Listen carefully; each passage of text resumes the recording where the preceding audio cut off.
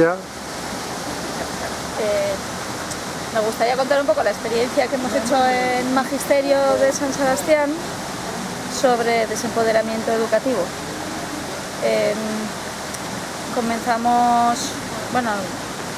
Cuando empezamos a pensar en cómo podría ser, pues yo lo veía muy difícil, no sabía cómo se podía llevar a cabo algo así en un entorno universitario que es de por sí muy vertical. Entonces comenzamos a trabajar en 3 cursos del grado de educación primaria, de formación de maestros, y comenzamos en primero y en tercero y en cuarto, sobre todo empezamos por tercero, que era donde teníamos más clases al principio, y comenzamos la asignatura planteando que haríamos lo que quisiéramos hacer.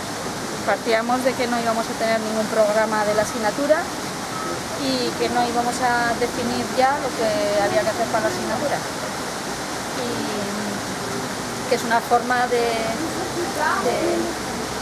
plantear o abrir la posibilidad a los estudiantes, que en este caso estarían en una estructura vertical, estarían por debajo de la docente, y entonces hacer dejación del poder en relación a lo que había que hacer en la asignatura en favor de lo que pudiera surgir. Entonces, a lo largo del proceso, lo que fuimos haciendo fue trabajar sobre los intereses, lo que quería hacer la gente, que era lo que queríamos hacer en ese tiempo dedicado de la asignatura, y algo que podía parecer que podía ser que cualquier cosa vale. Yo creo que el desempoderamiento educativo no plantea que cualquier cosa valga, sino que se trabaje sin tener un programa, en lugar de dar prioridad al contenido, pues dar más importancia a de qué forma nos vamos relacionando y cómo vamos construyendo colectivamente. Era la asignatura por la que partimos, la de tercero, de didáctica de la lengua, y partimos de destacar la importancia de lo oral sobre lo escrito, que normalmente suele ser al revés. Empezamos con procesos de lectoescritura en infantil y primaria, y en lugar de eso, pues dar importancia a la oralidad, dar importancia a lo que queríamos hacer, reflexionar sobre cómo nos relacionamos. Y bueno, a partir de ahí fuimos trabajando en diferentes cursos, y yo creo que hay un montón de cosas que han pasado y que han sido sorpresas que iban pasando, ¿no? Una cosa así. Y realmente lo que hemos aprendido es mucho más de lo que habríamos aprendido bajo un programa. Pero no sé, creo que es importante entender que no se trata de dar el poder de la docente a los estudiantes, sino que no se haga uso de ese poder, o sea, hacer dejación de ese poder, y a partir de ahí, cuando hay estudiantes que quieren tomar ese poder para controlar el aula, pues volver a pensar en formas o a hacer cosas que hagan que ese poder no se tome de alguna forma. Entonces, a partir de la experiencia, lo que hemos ido haciendo ha sido cambiar la forma en la que nos hemos ido relacionando. Los estudiantes, un grupo de estudiantes, tenía interés en cambiar cómo es su centro, que no sea un centro tal y como estaba antes, que era un centro educativo en el que nadie participaba en nada que estuviera fuera de las asignaturas.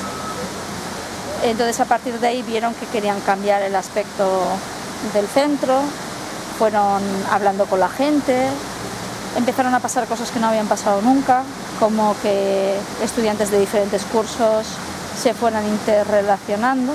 Entonces, por ejemplo, una propuesta de tercero, que fue de Comagis, de cambiar la decoración del centro, provocó que mucha gente entrara en esa propuesta. O sea, que no era un proyecto realmente, sino que querían ir cambiando el aspecto, y era una propuesta que facilitaba que la gente fuera entrando y participando con ellos.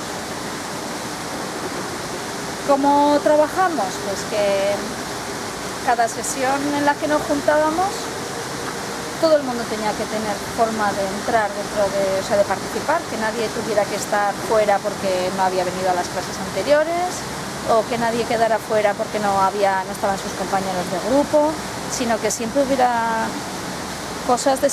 formas de sentirse dentro del aula. Bueno, dentro no, realmente no estábamos dentro del aula, sino que íbamos o sea, de alguna forma ese desempoderamiento quiere decir que yo en muchos momentos no tenía ni idea de qué estaba pasando, o sea, de dónde estaba la gente. Había una necesidad muy grande de estar fuera del aula y entonces cualquier excusa era buena para ir, pues que necesitaban materiales para pintura, pues iban al departamento de plástica o bajaban al gimnasio a por materiales para preparar una gincana que se preparó, o a lo mejor fueron a dirección porque tenían un problema con los horarios, entonces fueron a hablar con el director, le dijeron al director, en lugar de ir los delegados, pues que el director viniera a clase a hablar con todo el mundo, no solamente con las personas delegadas.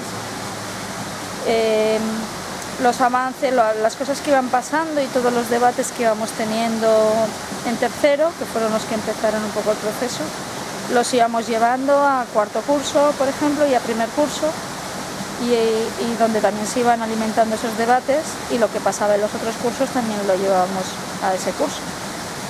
De forma que de esa apertura inicial, ese simulacro, provocó que personas de otros grupos también quisieran hacer cosas, aunque no fueran las mismas. Otra cosa muy interesante fue trabajar en el disenso, que hizo que mucha gente se sintiera muy bien trabajando con otras personas. Al no tener que ponernos de acuerdo en lo que queríamos hacer, la gente podía estar haciendo cosas que le apetecía hacer, pero al mismo tiempo relacionándose con las personas, porque también una idea era el apoyo mutuo, ver no focalizar solo hacia tu proyecto, sino siempre mirar hacia todos los lados para conocer lo que iba pasando. Si había una gente que se sentía mal porque su proyecto no estaba marchando bien, pues siempre había gente que iba a ir a ayudar o a colaborar con ellos o a ver de qué forma podían promover un cambio en su proyecto. Y por ejemplo, los de cuarto crearon un vídeo sobre cómo construir colectivamente en educación, en el que hacían mención continua al proyecto de tercero, algo que les hizo también mucha ilusión. Ese vídeo se presentó en diferentes grupos, la gente de primero vio el vídeo y también quería hacer cosas parecidas, no sé. Una cosa tan sencilla como es hacer dejación de ese poder docente en un área, o sea, en una cosa que es muy cerrada realmente, que es una asignatura o unas asignaturas. Al hacer esa dejación de poder, pues han surgido un montón de cosas.